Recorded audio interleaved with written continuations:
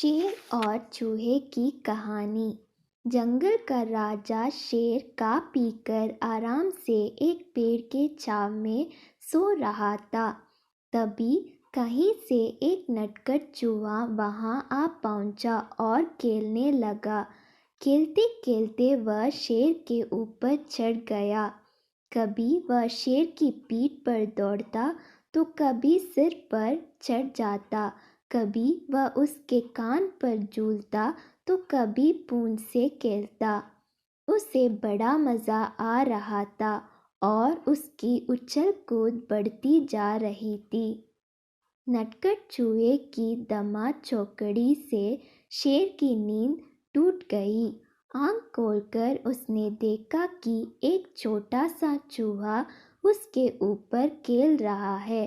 उसे बहुत गुस्सा आया और उसने चूहे को अपने पंजे में दबोच लिया। शेर के पंजे में आते ही चूहे डर गया और तर तर कांपने लगा।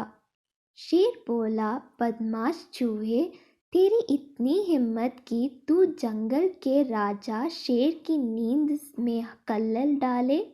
अब तेरी खैर नहीं, मरने के लिए तैयार हो जाओ। अब मैं तुझे मारकर खा जाऊंगा।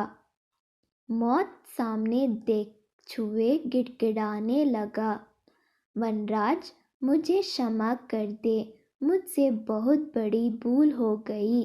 मुझ जैसे छोटे से प्राणी को खाकर आपका क्या मिलेगा? आपका पेट तो भर नहीं पाएगा। कृपा करें मुझे छोड़ दीजिए। अवसर आने पर मैं अवश्य आपके काम आऊँगा। चूहे के बात सुनकर शेर हंसने लगा और बोला, मैं जंगल का राजा हूँ। मुझसे बलशाली इस पूरे जंगल में कोई नहीं। तू छोटा सा चूहा मेरे क्या काम आएगा? लेकिन फिर भी मैं दया करके तुझे प्राणदान देता हूँ। मेरे नज़र से दूर हो जाओ और अंदाज कभी मेरे नींद में कल्लल मत डालना। चूहा धन्यवाद कहकर वहाँ से चला गया। कुछ दिन बीते।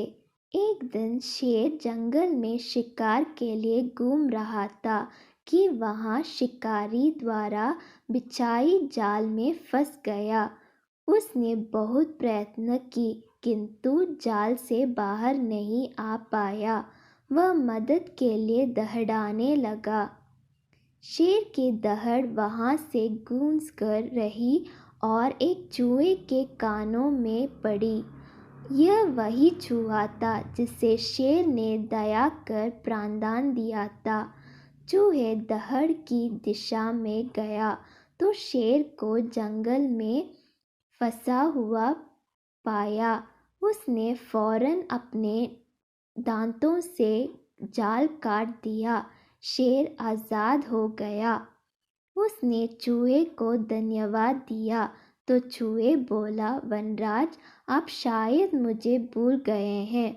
मैं वही चूहा हूँ जिसे आपने प्राणदान दिया था। मैंने आपको कहा था कि किसी दिन मैं अवश्य आपके काम आऊँगा।